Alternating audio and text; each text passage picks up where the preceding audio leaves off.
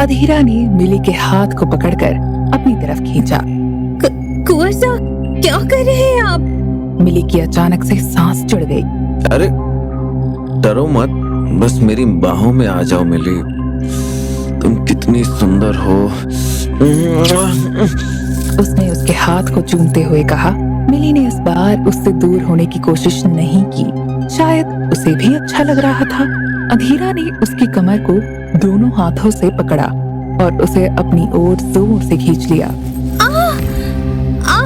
आप ऐसा ना करो, मुझे अजीब सा महसूस हो रहा है। कैसा मिली, अच्छा लग रहा है ना? ऐसा लग रहा है ना जैसे तुम मुझ में खो जाना चाहती हो, मुझसे लिपट जाना चाहती हो। उसने कामुक होकर मिली की गर्दन को चूमा और फिर उसे अपनी बाहों में भर लिया, जिसके बाद वो जैसे ही उसके होठों को चूमने लगता है तो वो उसे फिर से रोक लेती है। इधर बाहर वे सभी डरे हुए थे। पंडित जी का भी चेहरा अब पीला पड़ चुका था। वे सब पंडित जी की ओर देखकर ये सोच रहे थे कि आखिर पंडित जी ने कल्कि का नाम क्यों लिया। क्या हुआ पंडित जी, आप मिली का नाम सुनकर चौंक क्यों गए? अरे बात ये ऐसी है, मुझे जल्दी से बताओ अधीरा का कमरा कौन सा है, वरना वो। पर पंडित जी, हुआ क्या है? बड़े ठाकुर को भी समझ ही नहीं आ रहा था आखिर पंडित जी के चेहरे पर अचानक डर ने कैसे जगह ले ली है।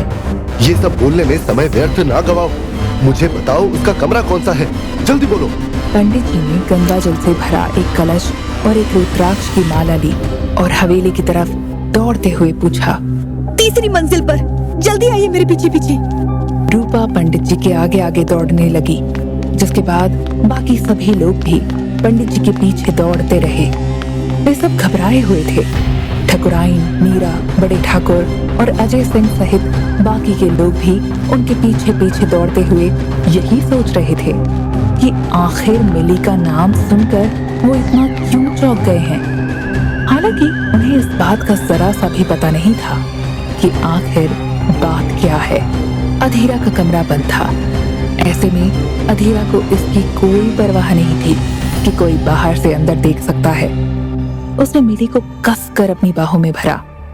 वो मिली के होठों को चूमने लगता है तो वो उसे रोक लेती है। क्या हुआ, रोक क्यों रही हो? किस करो ना। कुंवर साहब, कोई आ गया था। कोई नहीं आएगा, सब बाहर यज्ञ में है। तुम आओ ना मेरी जान, बहुत तड़पा हूं तुम्हारे बिना। अधीरा ने मिली को उठाकर अपनी गोद में बैठा लिया और उसके बाद उसके होठों पर लगातार किस करने लगा। मिली भी अब उसकी बाहों में पिघलने लगी। वो शायद पहली बार ही किसी मर्द की बाहों में आई थी और यही वजह थी कि उसे पहले इतनी शर्म आ रही थी। लेकिन कुछ देर बाद वो भी उसका बराबर साथ देने लगी। तो भी उसे बेतहासा चुन रही थी। अगले ही पल उसने मिली के ब्लाउज के बटनों को खोल दिया और उसकी गर्दन को चूमने लगा। कुछ ही देर में वो दोनों एक दूसरे के कपड़ों को निकालकर फर्श पर फेंक चुके थे। वो दोनों ही अब एक हो जाने के लिए तड़प रहे थे। मेरी जान, मैं तुम्हें रोज देखता था, लेकिन कभी तुमसे प्यार करने का मौका नहीं मिला। लेकिन आज मैं अपना सब कुछ तुझ पे लुटा देना चाहता हूँ। मिली तुम कितनी सुंदर हो मिली। अधीरा उसके सभी अंगों पर किस करते हुए बोल रहा था। उसने मिली को बिस्तर पर पटक लिया और खुद उसके ऊपर आ गया। वे अब दोनों एक दूसरे के साथ लिपट चुके थे। मिली की सांसें तेज हो चुकी थीं, जिस वजह से अधीरा अब बेकाबू हो चुका था।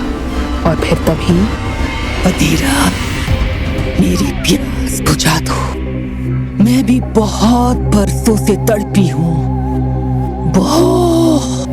मिली की अचानक से आवाज भारी होने लगी। मिली, तुम्हें क्या हो गया? अधीरा ने उसके गाल को चूमते हुए पूछा। कुछ नहीं हुआ, तुम बस मुझ में समा जाओ अधीरा, मुझसे जमकर प्यार करो, सब कुछ कुछ लौटा दो अपना। अधीरा, मैंने तो सुना है तुम्हारी प्यास नहीं बुझती किसी भी औरत से। मैं भी तुम्हारी तरह हूँ। इस बार अजीब सी आवाज सुनकर अधीरा सन्न हो गया। ऐसा लग रहा था वो जिसके साथ था वो मिली नहीं बल्कि कोई और है। उसकी आवाज बेहद डरावनी थी। वो उससे अलग होने के लिए जोर लगाने लगा। छोड़ो छोड़ो मुझे, तुम कौन हो? लेकिन उसने उसे छोड़ा नहीं। अब उसके होंठ मिली के होंठों में थे और कुछ ही देर बाद मिली उन्हें चबाने लगी। वो चीखने लगा। उसके होंठों से खून बहने लगा। आज अपनी सारी ताकत लगा दो मुझे खुश करने में अधीरा। उसके बाद उसने उसे कसकर अपनी बाहों में जकड़ लिया। वो लगातार उस पर दबाव बना रही थी। अधीरा को लग रहा था जैसे उसकी सारी हड्डियां टूटने वाली हैं। मुझे छोड़ो। वो करहाने लगा। उसे महसूस हो रहा था जैसे उसकी पीठ में वो कीले चुभा रही हो। लेकिन सच तो ये था उसके नाखून अब लंबे हो चुके थे। उसने उसकी पीठ में सारे नाखून गड़ा दिए। नहीं, तुम्हें तो शौक है ना, तो करो ना, करो, मेरी प्यास बुझाओ। वो उस पर अब टूट पड़ी। अधीरा जोर जोर से चीखने लगा। इधर कुछ ही देर में पंडित जी और बाकी के सभी लोग तीसरी मंजिल पर आ गए थे। वो अधीरा के कमरे तक पहुंचने ही वाले थे कि तभी उन्होंने अधीरा की दर्द भरी चीखें सुनी। बचाओ! बचाओ! मैंने कहा था ना, वो आ गई है। जल्दी से दरवाजा तोड़ो। जल्दी कीजिए, वो मेरे पति को मार देगी। रूपा रोने लगी। बाकी सभी के चेहरे पर भी डर के भाव थे। पंडित जी ने कलश में से गंगा जल को अपने हाथ में लिया और दरवाजे पर छिड़का। वो दरवाजा खोलने की कोशिश कर रहे थे लेकिन उनसे दरवाजा खुल नहीं रहा था। और फिर तभी उन्होंने कमरे के अंदर से डरावनी हंसी की आवाज सुनी। अब कुछ नहीं हो सकता है पंडित जी। अब मैं इसे चूक चुकी हूँ। मैंने इसकी उस मर्दानगी को खत्म कर दिया है जिस पर इसे घमंड था।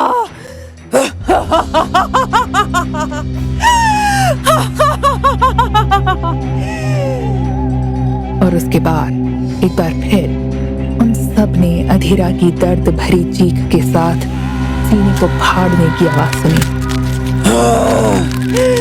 ये दिल ही तो तुम्हारा अनोखा था ना अधीरा, जो सब औरतों पर आ जाता था। कहते फिरते थे तुम तो कि तुम्हारी औरत तुम्हें खुश नहीं कर सकती, तो सोचा मैं ही मौके का फायदा उठाती हूँ। जानते तो हो ना मैं कौन हूँ? कल्कि।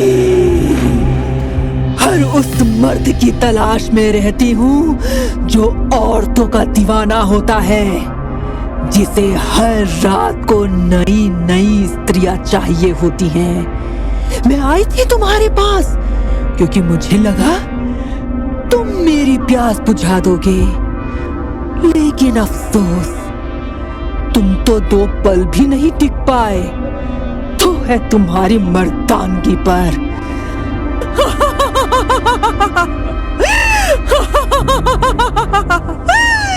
और फिर अगले ही पल कांच की खिड़की के टूटने की आवाज आई और फिर सब कुछ शांत हो गया, जैसे तूफान आकर चला गया हो। वे सब सन्न हो गए थे। कुछ देर बाद दरवाजा भी अपने आप खुल गया। अधीरा, बेटा, हे भोलेनाथ, ये क्या हो गया? उसकी माँ मीरा ने जैसे ही सामने का मंजर देखा, वो सीना पीट पीट कर रोने लगी। रूपा की आंखें भी भर आईं। बड़े ठाकुर दुर्जन सिंह भी वहीं पर ढेर हो गए। कमरे की खिड़की टूटी हुई थी, वो जा चुकी थी। अधीरा पीठ के बल नग्न फर्श पर पड़ा था। उसका सीना फटा हुआ था और पूरा बदन काला पड़ चुका था, मानो उसे करंट लग गया हो। लेकिन ऐसा नहीं था। कल्कि ने उसका सारा खून चूस लिया था। वो मर गया था और ऐसी मौत उनमें से किसी ने नहीं देखी थी। पंडित जी, आखिर ये चुड़ैल चाहती क्या है? क्यों हमारे पीछे पड़ी हुई है? क्यों? ठकुराइन सहल कंवर फूट फूट कर रोने लगी। पंडित जी के पास इसका कोई जवाब नहीं था। उनको बस इस बात का अफसोस था कि इतना बड़ा यज्ञ करने के बाद भी वो अधीरा को नहीं बचा सके थे। लेकिन उन्हें अब समझ आ गया था, कल्कि को उन्होंने जितना समझा था वो उससे भी कहीं ज्यादा चालाक है और खतरनाक है। आखिर ऐसी क्या वजह थी कि कल्कि हवेली के मर्दों के पीछे पड़ी हुई थी? मिली का नाम सुनकर पंडित जी को शक क्यों हुआ कि अधीरा के कमरे में कल्कि है? जानने के लिए कहानी का अगला भाग सुने।